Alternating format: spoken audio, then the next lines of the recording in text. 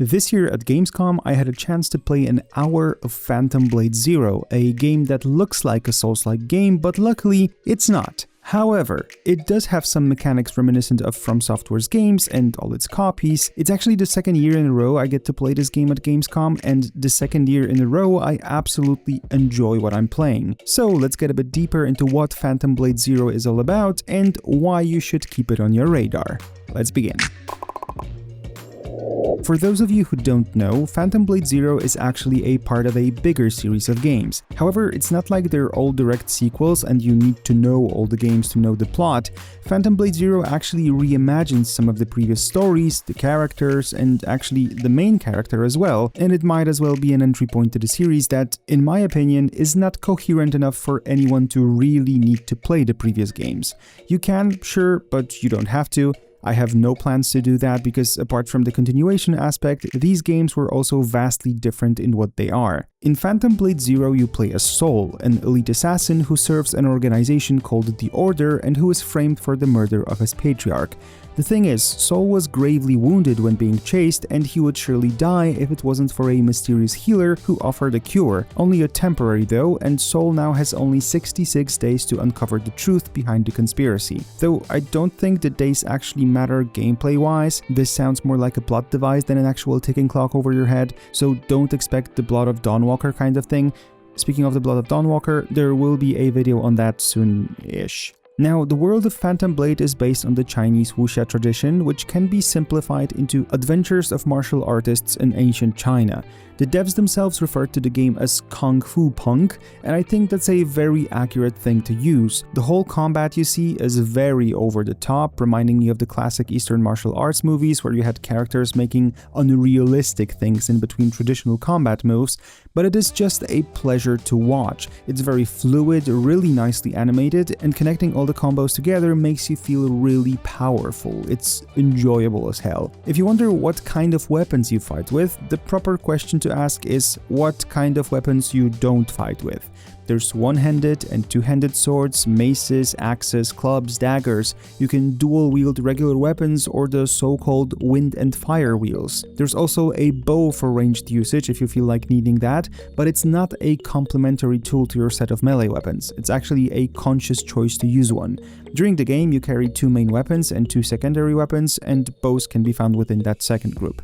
The fun thing is, while you meet bosses and beat them in the game, you actually take their weapons and now they become available for you. You can choose them whenever. It's a really cool mechanic because the movesets that gave you problems while fighting the bosses are now yours related to that weapon. I'm sure that's not the first video game that used that kind of mechanic. There's the Mega Man series, or Kirby uses something like this with copying abilities, but Phantom Blade Zero is actually the first one I'm playing that has it, so really cool. The way different types of weapons behave is indeed different. There's a big variety to combat when you use dual-wielded daggers, and then in the middle of combat you switch to a two-handed sword, and that can actually be chained into your moves. It's really cool, and like I said, this is hellishly over the top. The things you do to your enemies might make your jaw drop every now and then, especially if you manage to dance through the battlefield while dodging and parrying as well.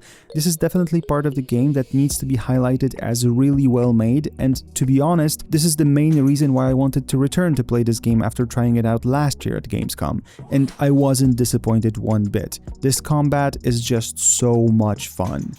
Now, when I first saw the trailer for Phantom Blade Zero, I honestly felt like this game is definitely a Souls-like. The boss fights we got shown felt like what From Software usually expects from us, and I'm not a Souls-like fan. I don't have enough determination to like these games. I much prefer what I call a Souls-lite experience. You still usually get the mechanics, but it's much more forgiving. So Phantom Blade Zero actually offers you certain characteristic elements. You get places on the map that are just like bonfires, though these are actually little structures with bells that grant you a checkpoint and refill your potions, but at the same time they work as fast travel points and actually reveal a part of the map that is normally hidden. You don't get straightforward markers or compasses on the map in this game. You see your destination, usually somewhere in the fog of war, and by interacting with these bells you actually uncover the hand-drawn map and can get a vague idea where you need to go.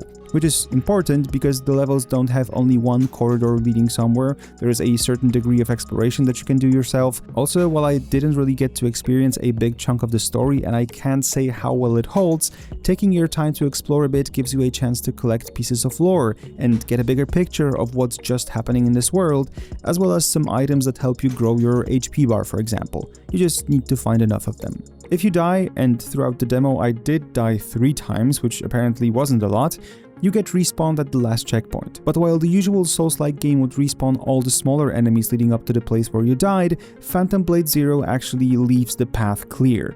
There's no need to kill something that you already killed once, and I generally like that approach. It feels less tedious to get back to where you kicked the bucket, although sometimes this might feel like a pretty long walk to take with nothing to do on the way there. Still, I prefer this kind of solution. I will highlight this heavily that I am really happy that this is not a Souls-like game. I know it's a popular genre, I know that there are many fans of the genre, probably among you too, but recently there's so many Souls-like games that I feel like we're sometimes losing on unique ideas just because the game might sell better when it's a Souls-like, just like Elden Ring or Lies of P, which were hugely successful. I think, as always, that there's space for many different types of games within the genre of swinging your swords. And as someone who is really not patient enough to get good at Souls-likes, I'm happy that Phantom Blade Zero for one goes in the direction of this action RPG slasher mix. At times it really feels like Devil May Cry, although I think that there's a bit more depth to it. I'm not saying that there's no depth in DMC, but these games have a bit different approaches to how to handle combat, and I think you'll notice that when you play yourself. During Gamescom, it was announced that we will learn the release date of the game by the end of this year, which is a good thing because apparently the studio has been working on this project actively since 2022, although the initial work began as early as 2017 with some concept arts shared online back then.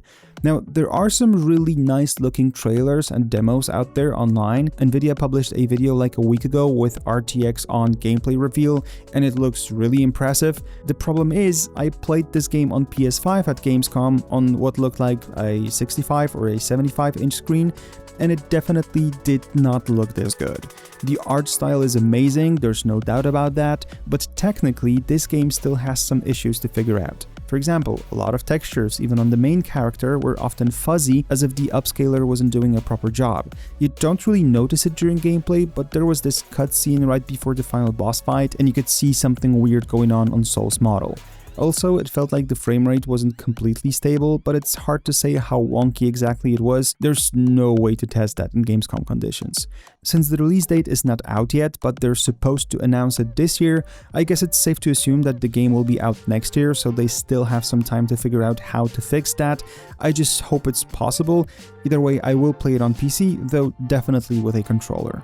I gotta say, it seems like Chinese studios recently are making games that are more and more appealing to the mainstream audiences in Europe and the Americas as well, with Black Myth Wukong taking the world by storm, now with the announcement of a new game in Black Myth universe at Gamescom Opening Night Live, and obviously Phantom Blade Zero being done in a way that is really cool in how it feels to fight and really unique in the world building sense.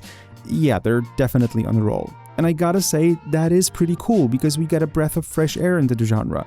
For a long time, I wasn't a fan of games coming from Asia because I was used to something very different, even in terms of how the games handle dialogues or how the storytelling works. Now, Asian studios seem to be trying to expand a little bit while still keeping the uniqueness of their background, and it works for me, most of the times. I played Wukong for a while, but in the end I gave up on it due to its Souls-likeness, but Phantom Blade Zero is a day one purchase for me. I just really hope that I won't have to play it for a third Gamescom in a row on the show floor, and instead it'll already be out by that time. There's more Gamescom coverage coming this week and next week, so stay tuned. I can't review everything I've seen yet due to some embargoes being in place, but there were some pretty cool things there. Thank you for watching. Take care.